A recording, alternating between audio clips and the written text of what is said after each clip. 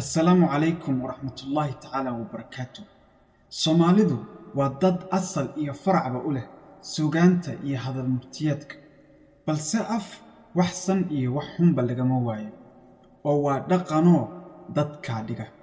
Sidaa darteed, maanta waxaan eegaynaa dhowr iyo 10 mahmaahood oo dumarka quseeya, balse aan ku habboonin, aysanna u qalmin in ama loogu hadal qabsado ama loogu mahmaaho kolka fagaare ama laba qof ba isweydaarsanayaan.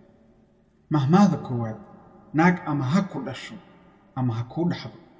Mahmaahda labaad, naag been baa lagu soo xirigashaa, runna waa lagu dhaqaa.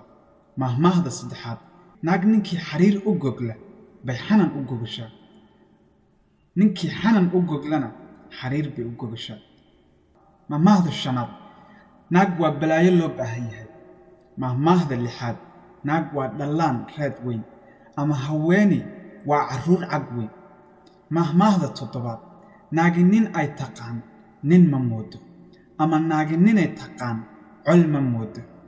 Mahmaahda siddeedaad, naagi waa miro geed saaran. Mahmaahda sagaalaad, naago abaal ha u gelin amahase ha u diidin. Mahmaahda tobnaad, naag ama u samir ama ka samir.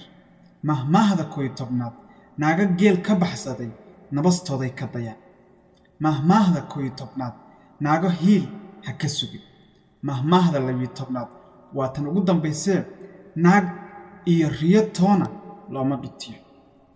Haddii aad taqaantid mahmaahyo kale oo dumarka loo isticmaalo balse aan ku habbooneen, fadlan waxaan ka codsanaynaa inaad qaybta commentiga noogu reebtid si aan dibnaheenna iyo afkeennaba uga dhowrno.